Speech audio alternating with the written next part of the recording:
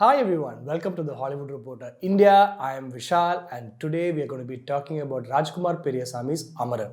It's a movie where the action blocks are hard-hitting but the drama not so much. And despite a very earnest Sivakarthikeyan, Amaran got me confused if I was feeling all those emotions because of the filmmaking or because of the extremely powerful source material. That's my first take about Amaran. Now let's go a little deeper. Now, director Rajkumar Periasamy's Amaran is not the typical biopic that is only about a hero and his heroics. He's equally interested in the person that was Mukund Varadarajan, and that's one of the reasons why he's chosen to narrate the movie as a series of vignettes or memories from the POV of his wife Indhu Rebecca Varghese.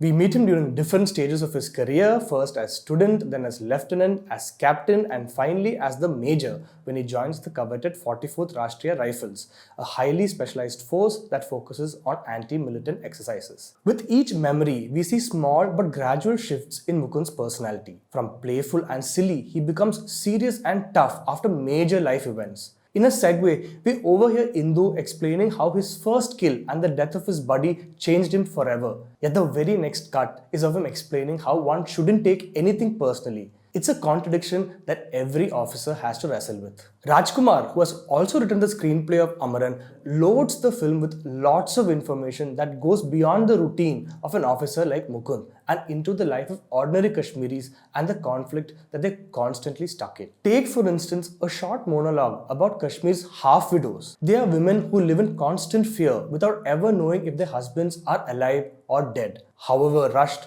these are bits of research that add real heft to a film that's being told through the eyes of Indhu, who lives in constant worry, just like them. These are interesting additions that make Amaran wider than the standard issue war movie. It's a softer, more personal take on a war hero's biopic compared to J.P. Datta's films where war is more important than family. But what doesn't always sit well is when we realize that Rajkumar is much stronger at handling action blocks than he is at handling drama. The interval block, which in itself is a mammoth 15-minute sequence, involves pages of detail, but they all come together elegantly to give us one of the best staged scenes of the year. There's tension, there's pacing, there's emotions, and we find perfect harmony between G.V. Prakash's ominous music, Sai's cinematography, and most importantly, Kalaivanan's editing. It lifts the film to another level, especially given the generic feel I got during Mukund's love story, a few comedy scenes that were written around it, and that complicated interfaith marriage that needed slightly better writing. Stormtroopers approaching, sir!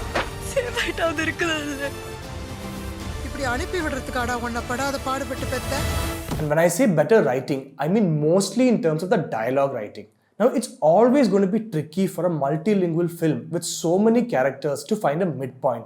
But the dialogues in itself, even when it's in Tamil, have a very pedestrian feel to it, as though they have been retained from the first draft. I felt this strongly during a multicultural conversation about one's favorite movie. There are people from around the country and it is set in the back of a truck. Even though we know exactly what the scene is building up towards, you kind of get the feeling they could have done so much better with such a strong idea. Finally, it is again the decision to attempt some sort of an authenticity with the language that made the film very distracting for me. The idea, I guess, was to make Sai Pallavi sound almost exactly like the real Indhu, a Malayali who speaks in broken Tamil. But in this effort to make her a Tamilian's idea of a Malayali, and this also includes her family, we get long stretches of awkward dialogue delivery that kept removing me from the movie. Now, Sai Pallavi is someone who owns a 4 BHK in the heart of every Malayali, but in such a serious movie, you kind of felt it was unnecessary to try this bit of authenticity when characters like Rahul Bose spoke more naturally. Would it have mattered if she'd spoken in plain, simple Tamil,